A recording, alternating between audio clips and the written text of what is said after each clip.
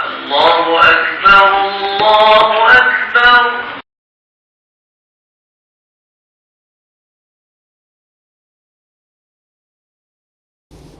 Dakwah di jalan Allah Subhanahu wa taala.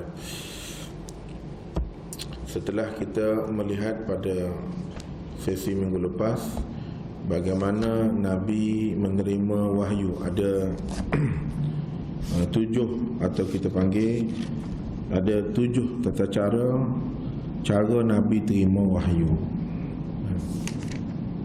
Jadi pada malam ini menjadikan suatu kewajipan kepada Nabi Muhammad SAW untuk menyampaikan dakwahnya di jalan Allah Subhanahu wa taala. Macam tuan-tuanlah menyampaikan dakwah, kalau Bilal melalui azannya, kalau guru melalui PDPC-nya, kalau engineer melalui dengan keterbukaannya ataupun kita panggil keikhlasannya menyampaikan perkara-perkara yang sewajarnya berkaitan tentang bidangnya. Jadi Nabi Muhammad SAW ini menerima firman Allah Subhanahu wa taala dalam surah Muddathir. A'udzu billahi minasy syaithanir rajim. Bismillahirrahmanirrahim. Ya ayyuhan muddaththir qum fa'anzir wa rabbaka fakabbir wa thiyabaka fatahhir warrujza fahjur wa la tasbir wa li rabbika fasbir. Bagaimana Allah Subhanahu wa taala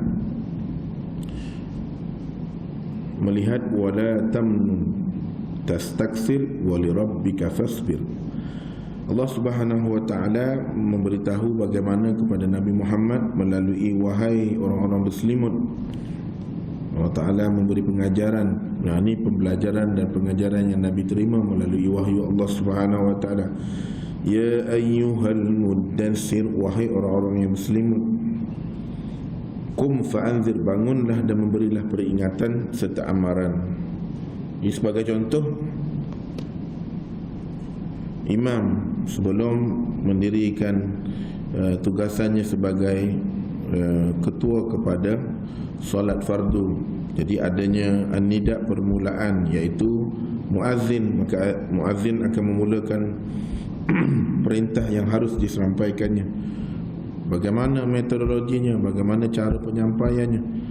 Allah. Jadi bermula di situ sudah memberitahu bahawasanya masuknya waktu solat zuhur, begitu contohnya. Setelah beberapa solat sunat dan seumpamanya, maka imam akan memberi tanda persediaan, lalu akan berlaku iqamah, Allahu Akbar, Allahu Akbar, dan seterusnya berlakulah. Jadi bagaimana wa rabbaka fakabbir, dan Allah Subhanahu wa taala mengajarkan dengan mengucapkan serta mengingatkan tentang kebesaran Allah Subhanahu wa taala. Allahu Akbar.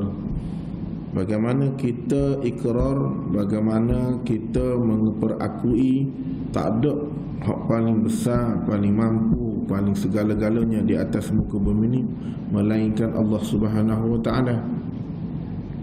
Wa thiyabaka fatahhir, dan pakai, dan sama ada bagaimana kamu nak membesarkan Allah Subhanahu wa taala, persediaan kamu pada Allah Subhanahu wa taala dengan mempamerkan, memakaikan, membersihkan, menyediakan diri kamu dengan sebaik-baik, yang terbaik untuk berhadapan dengan Allah Subhanahu wa taala. Wa thiyabaka fatahhir, dan segala kejahatan hendaklah engkau jauhi. Dan setelah itu hendaklah engkau memberikan suatu tujuan, dan janganlah engkau memberikan suatu tujuan yang lebih banyak hanya semata-mata inginkan imbuhan dan sebagainya. Dan jalankanlah wala tamnun tastaksir wa li rabbika fasbir, dan jalanlah dan jalankanlah segala perintah Allah ini, apa jua rintangan yang kamu hadapi. Macam contohnya membesarkan anak, mendidik isteri.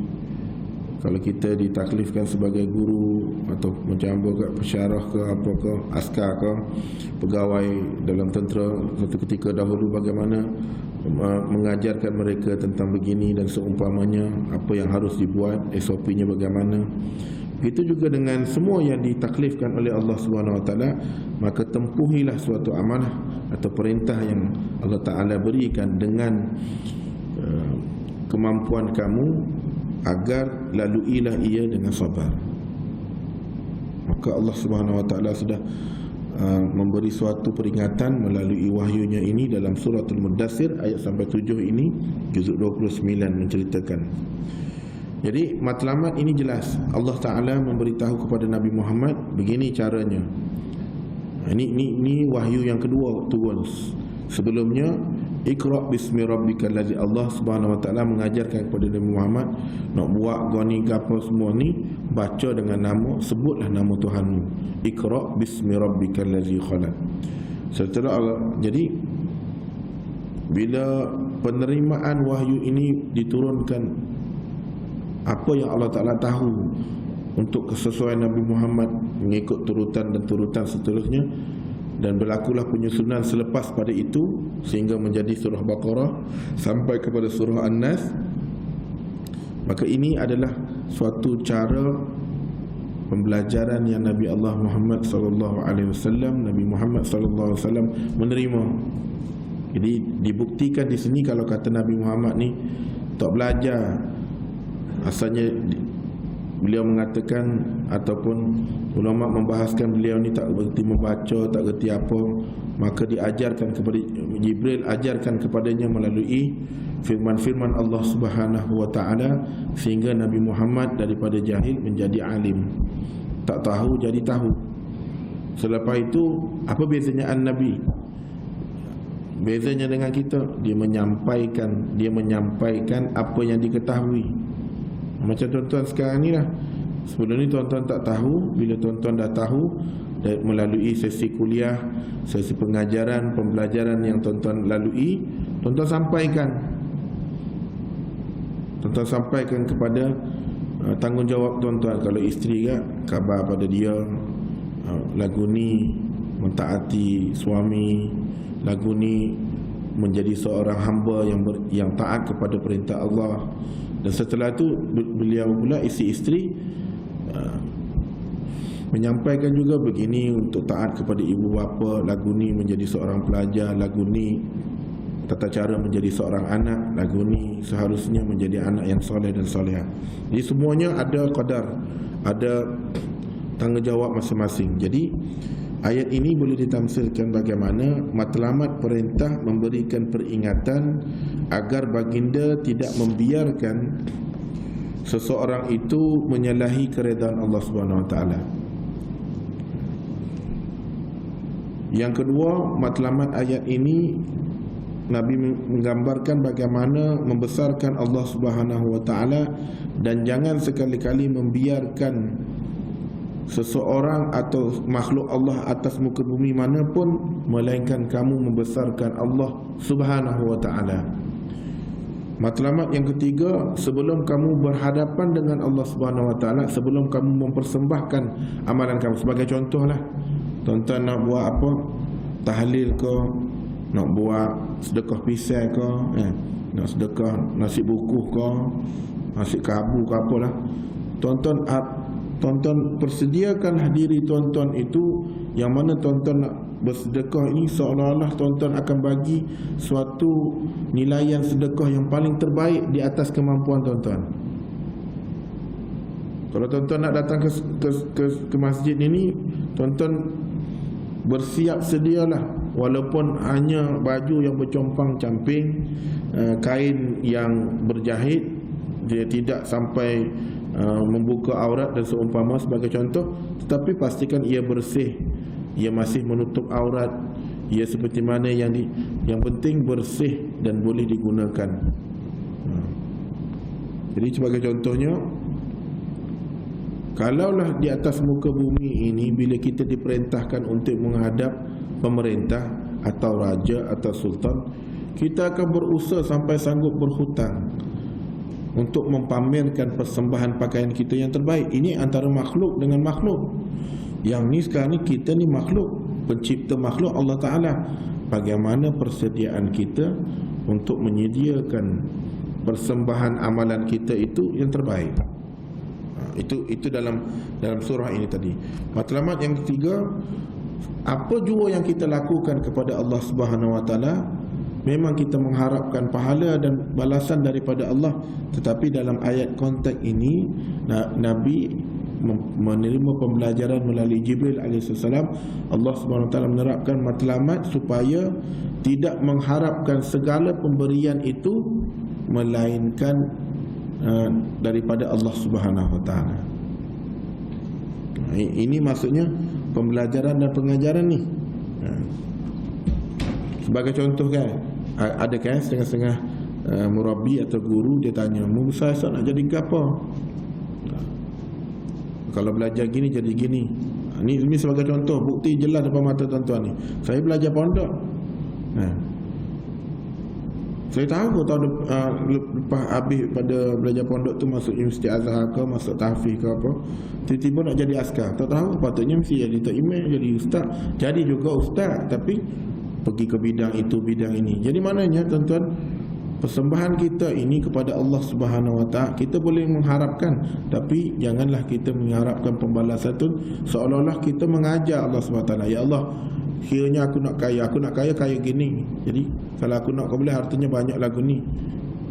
Kita mengajar Allah Ta'ala. Sepatutnya kita memohon kepada Allah Ta'ala supaya diberikan ganjaran atau permintaan kita itu yang mana Allah Ta'ala tahu apa kemampuan kita. Kalau kita kaya kat setakat mana, kalau kita alim kat setakat mana, kalau kita pandai kat setakat mana. Ni minta belaka pada Allah Ta'ala. Maknanya dia mengharapkan suatu, apa yang dia buat tu pembalasannya begini. Muyurnya, lazimnya bila minta tak dapat, maka dia kecewa. Sehingga kan berlaku, ya Allah, aku dah buat gini. Buat apa muji aku setara ni, ya Allah? Kau aku, jadi maksudnya seolah-olah dia tidak reda segala dia buat kebaikan ini kepada Allah Ta'ala. Maka Allah Ta'ala sudah ajarkan dahulu kepada Nabi Muhammad SAW, dan Nabi Muhammad sampaikan kepada sahabat sampai kepada atba' wa tabi'in, sampai sahabat salih, dan sampailah kepada guru-guru mursyid, sampai pada kita. Dan kita pula akan mengajarkan begitu. Maknanya membuat ni kena ikhlas kepada Allah Ta'ala. Bagaimana mendapat keikhlasan kepada Allah SWT? Kita kena selalu cerita, selalu minta pada Allah Ta'ala, Allahumma ja'alani minal mukhlisin, Allahumma ja'alni min ibadikas salihin. Minta dan gitu. Dan matlamat kelima dalam ayat ini, bagaimana menunjukkan tentang apa yang bakal dialami oleh baginda, iaitu gangguan tentang bentuk, ditentang secara nyata, ditentang secara psikologi, ditentang secara belakang, depan dan seumpamanya. Maka Nabi Muhammad SAW seharusnya sabar, lalui dengan perjuangan perintah Allah SWT sebagai kepada orang yang kita nak dakwah ni dengan ilmu dan sabar. Contohlah, kalau manusia tahu betapa besarnya azab Allah Ta'ala tentang orang yang tinggal semayang contohnya, sudah semestinya dia tidak akan tinggal semayang. Kenapa dia melakukan perkara itu? Kerana jahilnya dia. Maka datang Nabi memberitahu, kena buat gini.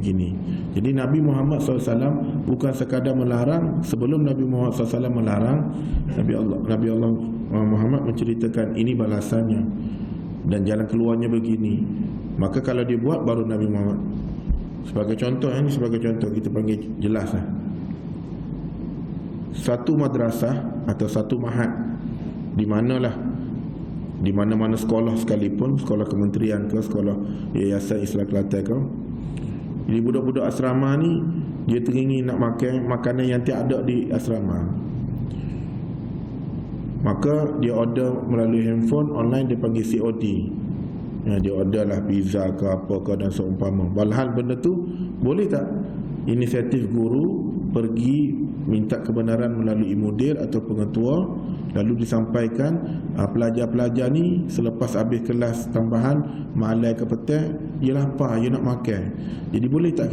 Maka setelah mendapat restu, mendapat kebenaran daripada pengetua atau pentadbir, pergi pada kantin, bayar kak, budak-budak ni lepas habis kelas tambahan malai ke apa, boleh tak kak buat, daripada dia ambil makanan hak luar tak tahu mana sumber, lagu mana keadaan dia, syubhah ke tak, boleh tak buat burger ke, boleh tak buat pizza contohnya, boleh tak buat ayam penyet ke, boleh ke ayam gunting ke, kata boleh. Jadi sekaligus sudah memberi kerjasama. Bila buka lagi petai daripada tengah hari tadi habis dah, buka pula petai sampai ke malam tu, jadi kantin ada sumber kewangan masuk kerana ada jual membeli, jual dan membeli. Setelah itu, setelah dibuat semua kehendak pelajar bersesuaian dengan prasyaratnya, barulah kita kata siapa yang beli makanan luar, order dengan Pizza Hut ke, KFC ke, order dengan COD ke, akan melanggar peraturan sekolah, baru wajar. Jadi pelajar tidak akan buat, sebab pelajar, apa kemahuan pelajar sudah dipenuhi oleh pentadbir. Sebagai contohlah begitulah. Jadi begitulah Nabi Muhammad SAW nak menceritakan sebelum berlakunya tak boleh gua ni, maka Allah Ta'ala datangkan dulu pengajaran kepada Nabi Muhammad. Buat apa tak boleh minum arak ni? Sebelum ni dibenarkan minum arak, tapi tak boleh solat, kerana solat akan jadi lalai kerana.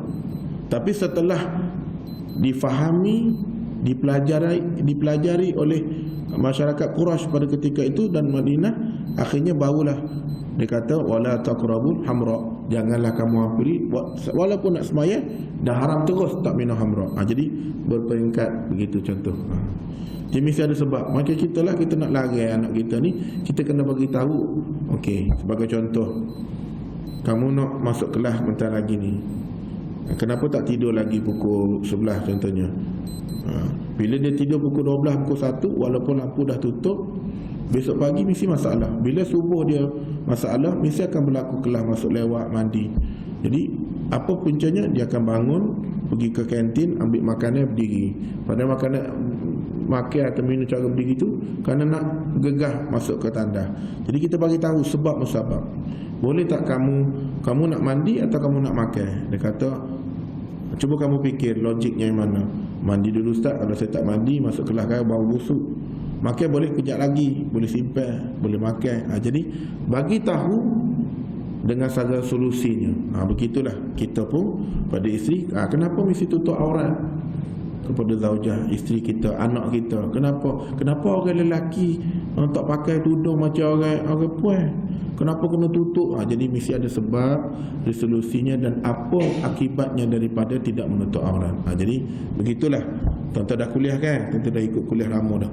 Bagaimana? Inilah yang diajarkan oleh Nabi Muhammad SAW. Setiap larangan itu pasti ada jalan keluarnya. Dan bagaimana munasabahnya? Tuan-tuan melalui dengan hikmah tu. Hikmah ni nak belajar lagu mana? Melalui pengalaman, mari hadir kuliah dan seumpamanya, maka akan datang. Selain pada doa kepada Allah Subhanahu Wa Taala. Dan bagaimana perintah-perintah ini melalui dengan ya ayyuhal muddassir kum fa'anzir wa rabbaka fakabbir wa siyabaka fatahhir, dan ayat seterusnya sampailah wali rabbika fasbir wali rabbika fasbir. Bagaimana kita lalui suatu-suatu itu dengan keadaan sabar. Kenapa perlu pada sabar ni? Kerana diimplikasi daripada sabar ini Allah Ta'ala bagi satu ganjaran. Contohnya, bolehkah Nabi Muhammad SAW doa terus, ya Allah membagilah hidayah, tak perlu kepada. Kenapa Nabi Muhammad mesti melalui daripada zaman kanak-kanak, lepas tu jadi yatim piatu, lepas yatim piatu belajar pula ilmu menggembala, lepas menggembala belajar pula ilmu perniagaan sehingga dipinang oleh Khadijah. Setelah kematangan diangkat menjadi rasul. Boleh tak Allah Ta'ala buat kun fayakun idza arada syai'an? Boleh. Tapi kenapa benda tu berlaku? Supaya manusia selepas pada Nabi Muhammad ni melihat Nabi Muhammad SAW melalui proses begini dan begini. Kalau Allah Ta'ala marikan Nabi itu daripada malaikat, kita akan persoalkan, bolehlah dia malaikat, kita ni manusia, dia boleh terbang, kita tak boleh terbang. Jadi tidak ada Maksudnya daulat dalih lagi menunjukkan Nabi berkahwin tak? Nabi berkahwin. Nabi bermasyarakat tak? Nabi bermuamalat tak? Nabi jual beli tak? Nabi itu tak? Nabi buat semua. Jadi bagaimana tata cara kehidupan Nabi itu melalui amalan-amalan Nabi bersumberkan daripada firman Allah Ta'ala dan perbuatan Nabi, hadis-hadis Nabi, kita ambil, kita jadikan kepada pedoman kita. Tapi kalau ikut nafsu memang tak sel lah. Jadi sebab itulah membezakan. Boleh tak Allah Ta'ala sumbat, Allah Ta'ala bui belakang semua manusia ni, tak turun duduk ke turun ke bumi, turun duduk syurga abadan abada. Buat apa adanya. Allah Ta'ala pilih orang yang betul-betul layak. Kita boleh simpulkan ada 3, kita boleh simpulkan MML dalam hidup kita ni. Hamba boleh royak pada diri hamba simpulkan MML. Pertama sekali, mahu. Untuk kita dapat ke syurga, kita mahu tak masuk syurga? Mahu. M yang kedua, setelah mahu, mesti kita mulakan. Tapi kita mahu kan?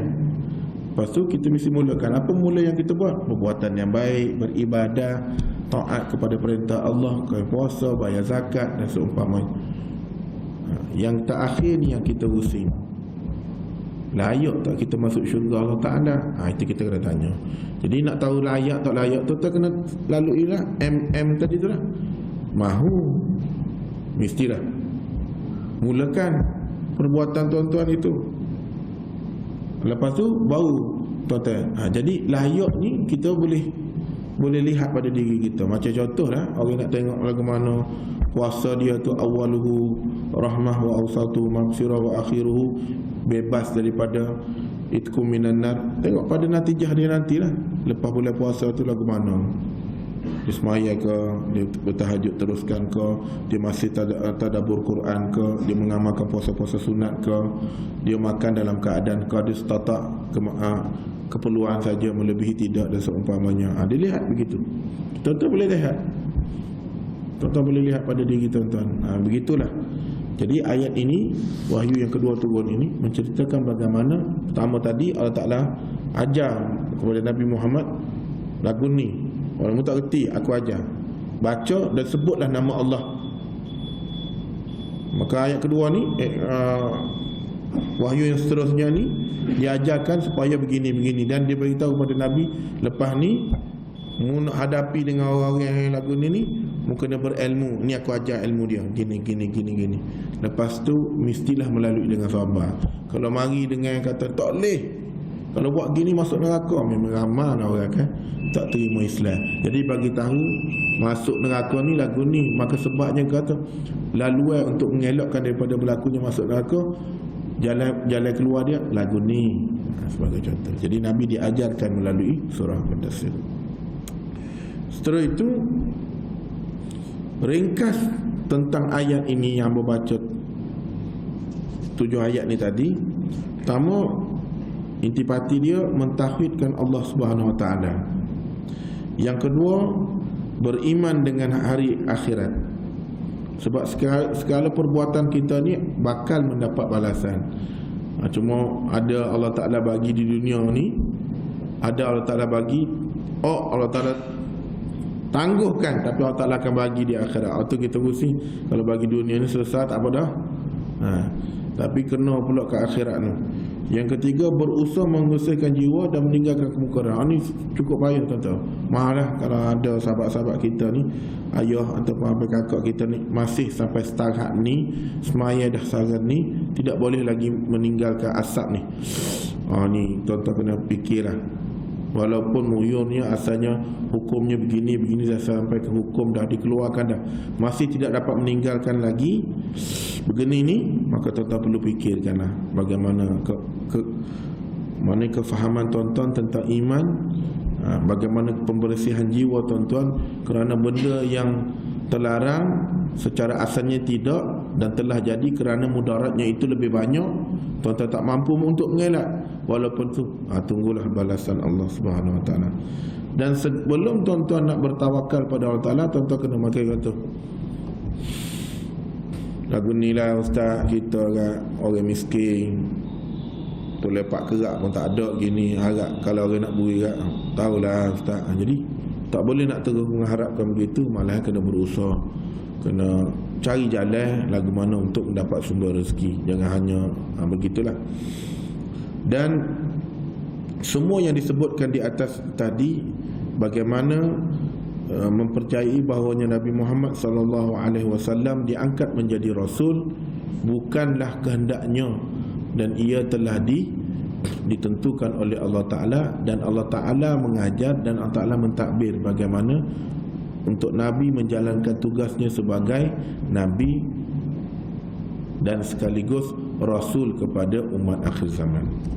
Jadi permulaan ayat ini, walaupun disebutkan wahai orang-orang yang berselimut, bangunlah dan berilah peringatan kepada manusia, seolah-olah Allah Ta'ala memberitahu sesungguhnya orang yang hidup ini hanya dirinya, dan hidup ini hanya kerehatan saja. Padahal dia hidup ni di sebalik kehidupannya akan ada suatu pertimbangan yang Allah Ta'ala akan beri, sama ada mendapat kebaikan atau mendapat kemurkaan Allah Subhanahu Wa Ta'ala.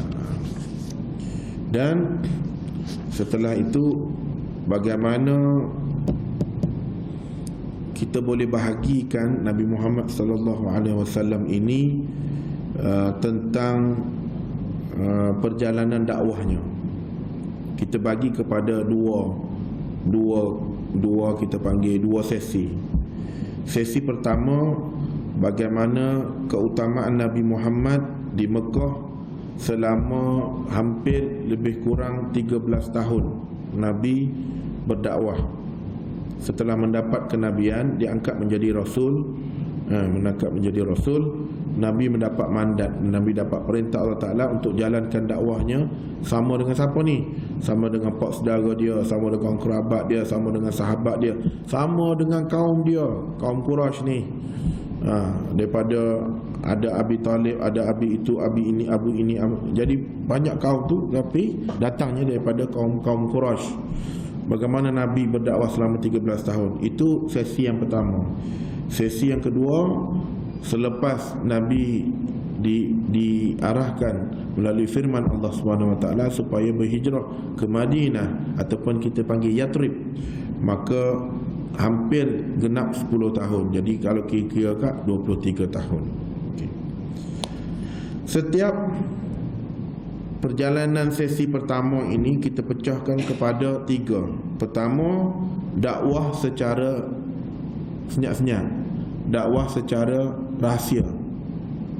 Daripada 13 tahun tadi, proses nak sampai Nabi ke muncak dakwah ni di Mekah ni, dia bagi pula daripada satu sesi tadi, 2 sesi tadi. Dalam sesi Mekah ni dia bagi tiga pecahan. Pecahan pertama, Nabi dakwah kepada kaum kafir, kaum Quraisy ni, kaum dia sendiri ni, bangsa Quraisy ni secara rahsia. Jadi Nabi bawa, ataupun ada sahabat yang membawa, berjumpakan dengan Nabi. Nabi mengajarkan, mengajak, nakkah kamu mendapat kebahagiaan? Maka kebahagiaan dia begini, rasanya begini. Nakkah? Kalau dia menolak, Nabi tak ada marah, kata marah murih dia kepada Nabi akan berdoa. Sehingga kan buktinya Nabi pernah berdoa baina Abu Lahab dengan Umar. Jadi Allah Ta'ala pilih Umar. Ya Allah, antara dua Umar ni, Nabi Muhammad SAW pernah angkat tangan, ya Allah, kau berilah Islam di antara, maka Allah Ta'ala pilih Umar Al-Khattab. Peringkat yang kedua, daripada sesi yang pertama tadi, Nabi berdakwah secara terbuka kepada penduduk Mekah selepas pada tahun keempat Nabi sehingga penghujung ke 10 tahun. Dari mula-mula tu Nabi dalam keadaan, ada yang dikatakan, ada ulama mengatakan di rumah Nabi ataupun di tempat Arkam bin Abi Arkam. Jadi menunjukkan Nabi berdakwah ni secara rahsia. secara senyap-senyap. Tapi yang jelasnya setelah kemasukan Umar kepada agama Islam, maka Umar ni, ada setengah ulama mengatakan sekiranya Umar lalu di satu jalan, syaitan takkan lalu. Ada riwayat menceritakan sampai ke tahap itu. Maknanya kita panggil backingnya Umar ni, syaitan pun tak berani lalu tempat Umar lalu. Dan setelah dia Islam di tangan Rasulullah SAW, hanya mendengar dengan bacaan ayat Quran, Taha ma anzalna alaikal Qur'ana litashqa. Dia mendengar adik dia baca, lalu dia kata, apa yang mau baca ni, puisi ke apa? Lalu dia nak tahu, dia tanya pada, dan akhirnya dia tempeleng adik dia, dan adik dia sampai berdarah lah adik dia ni. Dan akhirnya datanglah khabar bila ditanya, apa yang kamu baca tadi? Dan setelah dibacakan, terbuka hatinya. Dia kata, kalau begitu bawa aku berjumpa dengan Nabi Muhammad. Bila Umar sebut saja nak jumpa Nabi Muhammad SAW, sahabat-sahabat yang bersama dengan Muhammad SAW terus dapat khabar dah. Maka kata Abu Bakar dengan beberapa sahabat, kalau dia datang dengan cara baik, kita sambut dia dengan cara baik. Tapi kalau dia datang dengan cara menyerang, kita akan tindas dan kita akan bunuh dia. Ternyata dia datang dengan hati yang sudah terbuka ketika dibacakan surah Taha ma anzalna alaikal Qur'ana litashqa illa tazkiratan liman. Maka dibacakan ayat itu, terbuka hati dia. Sebab tu tuan-tuan, hati manusia ni kita tengok kerah. Ada setengah ulama mentafsirkan sampai kerahnya seperti mana batu. Tapi bagaimana batu tu boleh jadi, hati yang sekerah batu tu boleh lembut apabila hatinya diketuk dengan pintu hidayah. Bagi contoh lah, dalam adik-beradik kita ni, kat contoh, atau sepupu-sepapak kita ni, umurnya sama, tapi anak ada yang pakai tudung, ni tak pakai tudung lagi, ni semaya celah-celuh, ni semaya bertedah, pada ibu yang sama. Kenapa? Dalam adik-beradik kita pun sendiri pun kita dapat hidayah, alhamdulillah, Hawa usia muda. Habis kita kat ujung lah, Allah Ta'ala bagi juga hidayah ujung-ujung sebelum dia mati. Yang kita urusi ni tak kenal langsung Allah Subhanahu Wa Ta'ala. Jadi tuan-tuan, inilah kita melihat bagaimana hidayah ini di tangan Allah Subhanahu Wa Ta'ala. Yang seterusnya, peringkat dakwah di luar kota Mekah tersebarnya sehingga di luar Mekah bermula penghujung tahun ke-10 kenabian, sehinggalah hijrah Nabi ke Madinah. Jadi bulan hijrah ni sebenarnya bermula ketika Nabi sampai di Madinah, barulah bermula. Sebab tu bulan Masihi dengan bulan hijrah sangat jauh senioritinya. Kerana apa? Bulan Masihi ini berada bila wujudnya manusia, startnya bulan Masihi. Bila manusia telah mendiami bumi, maka sudah adanya Masihi. Tapi hijrah bermula setelah Nabi Muhammad berhijrah sallallahu alaihi wasallam, diperintahkan oleh Allah Subhanahu Wa Taala untuk berhijrah ke Madinah, ke Yathrib. Maka di situlah bermulanya dipanggil tahun pertama hijrah, tahun kedua hijrah dan seterusnya. Jadi insya-Allah kita berhenti di situ bagaimana peringkat pertama yang bersebut tadi secara rahsia tu kita akan sebut secara terperinci. Jadi kita tinggalkan dulu.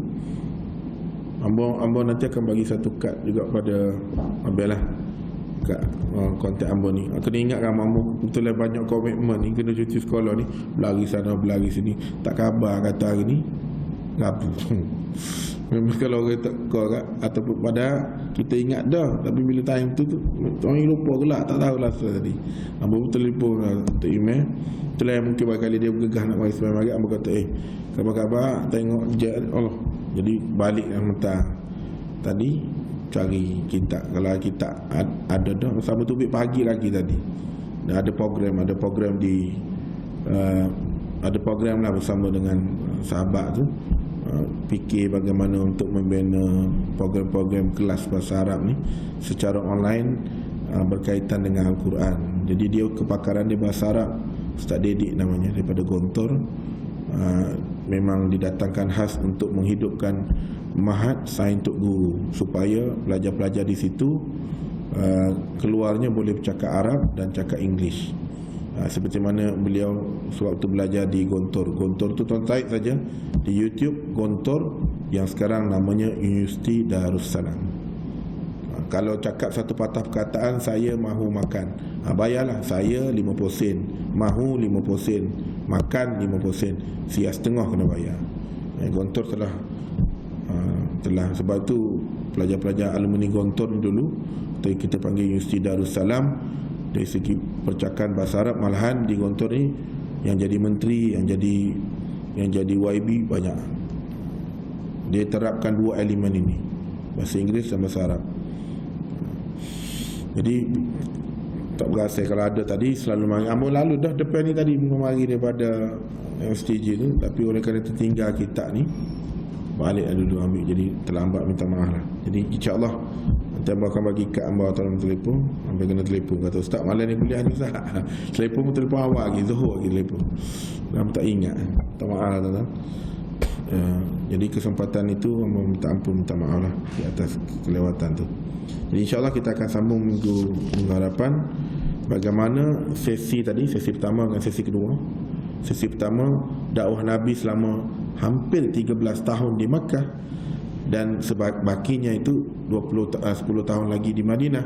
Dan daripada sesi pertama itu dipecahkan kepada tahap pertama secara rahsia, tahap kedua secara terbuka, tahap ketiga sampailah sebelum berhijrahnya Nabi Muhammad sallallahu alaihi wasallam ke Yathrib atau dipanggil Madinatul Munawwarah. Wallahu taala alam. Bismillahirrahmanirrahim.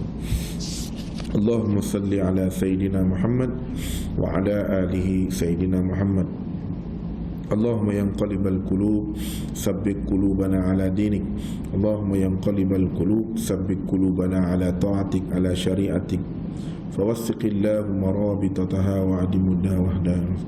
Allahumma inna nas'aluka rahmatan min indika tahdi biha qulubana wa tajma'u biha syamlana wa talummu biha sya'asana wa turaddu biha fitnata anna wa tuslihu biha dinana wa dunyana wa tahfazu biha ghaibana wa tarfa'u biha syahidana wa tuzakki biha a'malana wa tubayyidu biha wujuhana wa tulhinuna biha rushdana wa ta'asimuna biha min kulli su'in ya qawi ya aziz ya rabbal alamin. Allahumma faqihna fid din, Allahumma faqihna fid din, Allahumma faqihna fid din wa 'allimna ta'wilu nasiratun. Allahumma yassir lana umurana ma'ar rahati li qulubina wa abnanina was salamah wal afiyah fid din wad dunya wal akhirah innaka ala kulli syai'in qadir.